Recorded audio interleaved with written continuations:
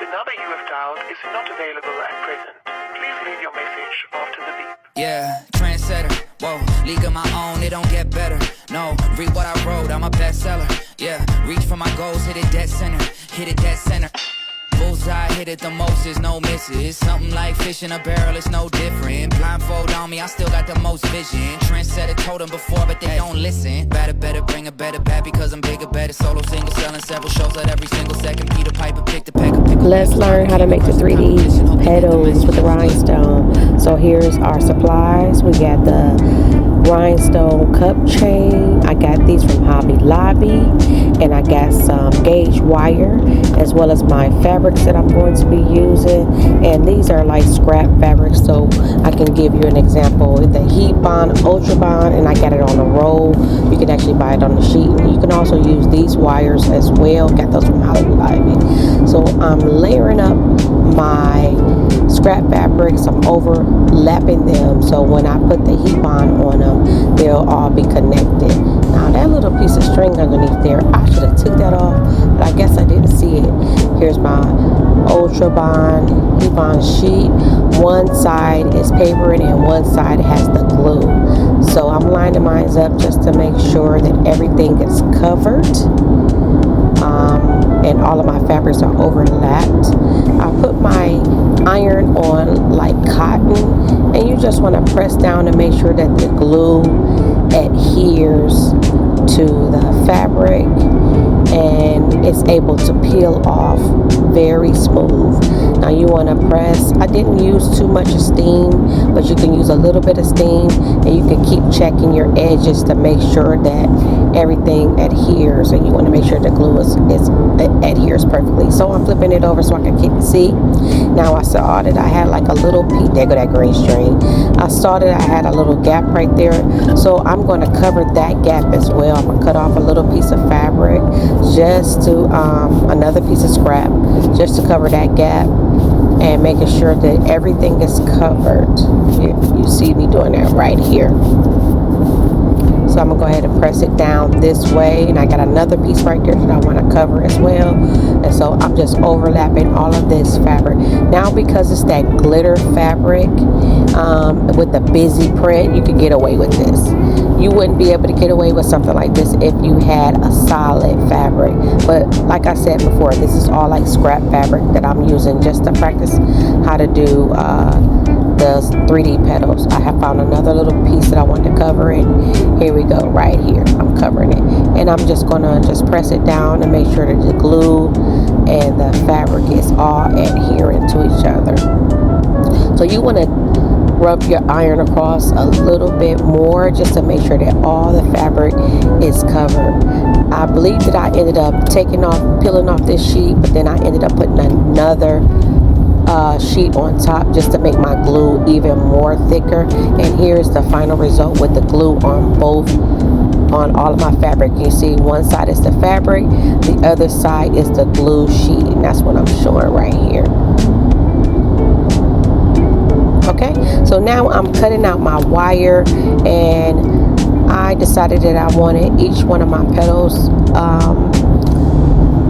to have a 12-inch wire around, and you can make this as big as you want, as long as you want. The bigger your wire, the bigger your petals, and it depends on how big you want your fabric petals to be. So I ended up cutting a few of these because what I'm going to do, and I'll show y'all afterwards, I'm going to cover the entire sheet with my petals. So you fold your wire in half like this, and then the end that is separated, you're going to twist it and secure it. I hold one side and twist the other side, and then what I do is make a point at the top, just like that, and then I can open up the wire to make the width of the petal that I want. And you just massage it a little bit to make sure you get the consistency that you want for each one of your petals. Now I have already covered this sheet with those, and I just had two more that I was doing.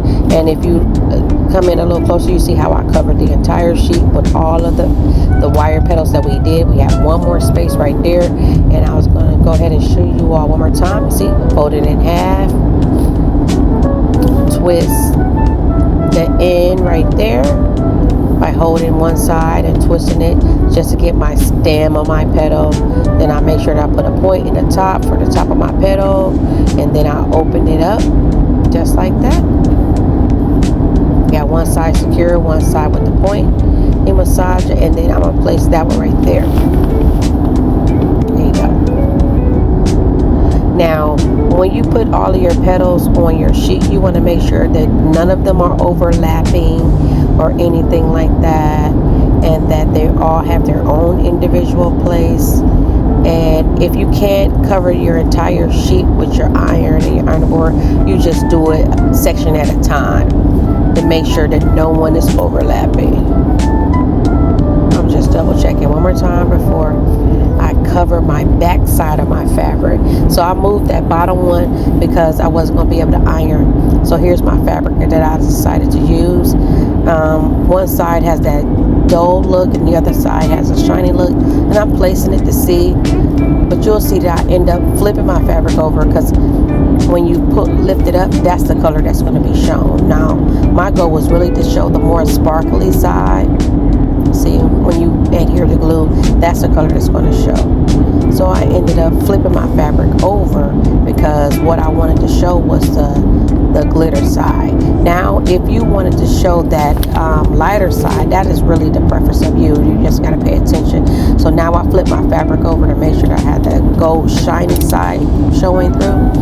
And now I'm making sure that everything is lined up, everything is covered, and I'm going to start pressing now that fabric to the glue side. So I got the glitter fabric, my wire sandwiched in between, and then my back fabric. And now I'm pressing through. I use a little bit of steam in between my press. And you're not really ironing it like you normally will. You're just taking your time and pressing it in different sections, making sure that the glue adheres all the way through, covering the wire, the other fabric, and so forth.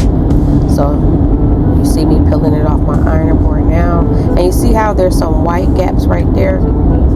I end up going back over with my iron just to make sure that all the glue adhere, because when you see that little white part, there's me adding that other little piece that I couldn't put on there with my ironing board. 2 more wire petals, and I'm putting it in there right there to make sure that they're covered as well.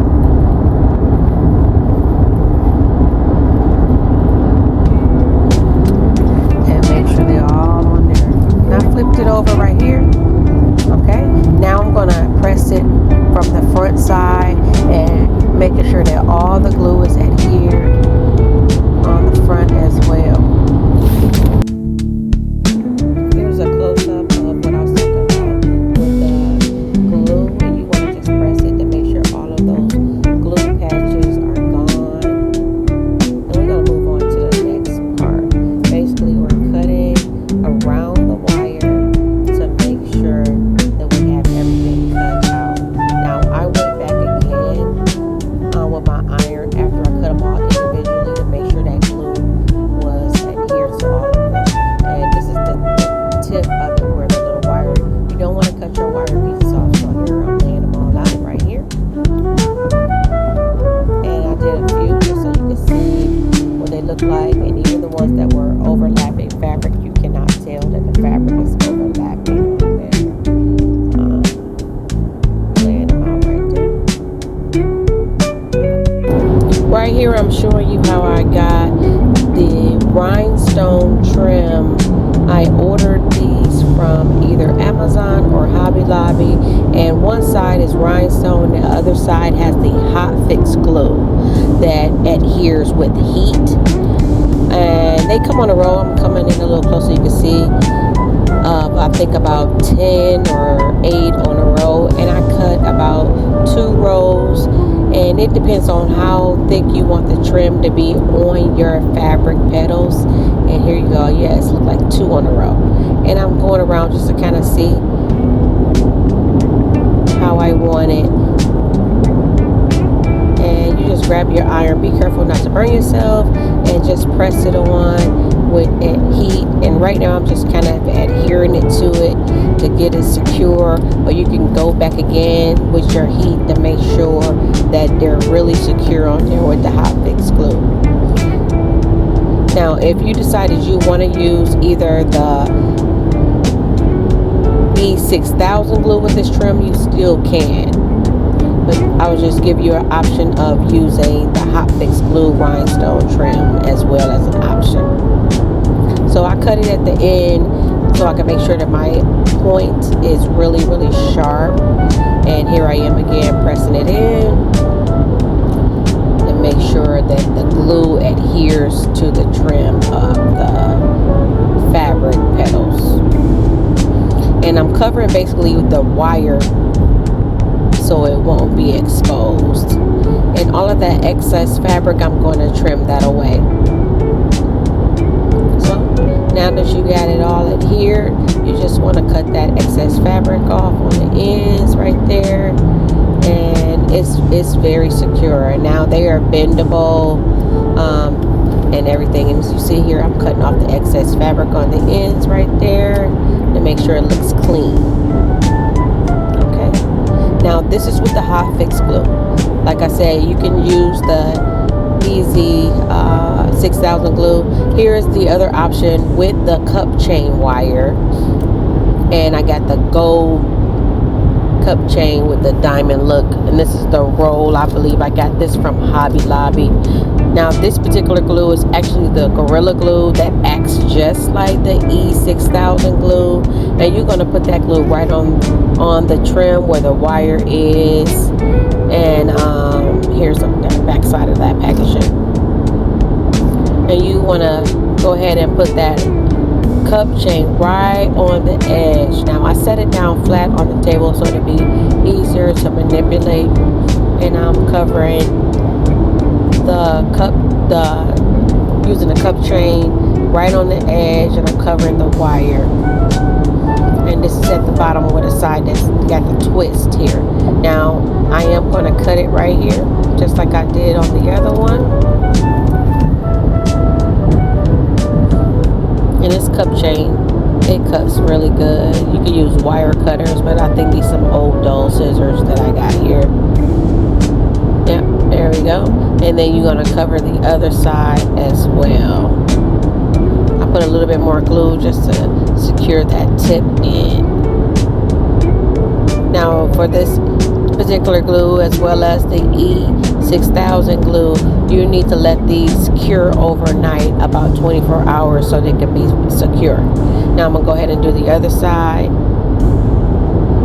I put some on the tip to make sure it's really secure right there.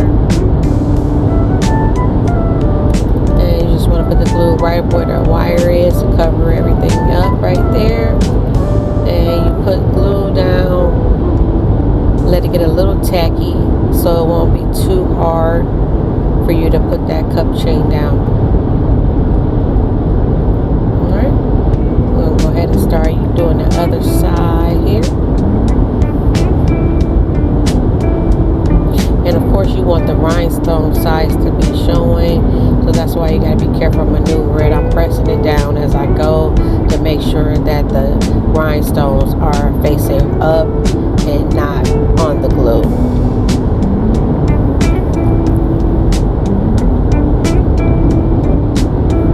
This way is a little bit harder than using that heat fix glue. So you maneuver it. Once you get it on there, maneuver it. Make sure you're covering the wire as best you can.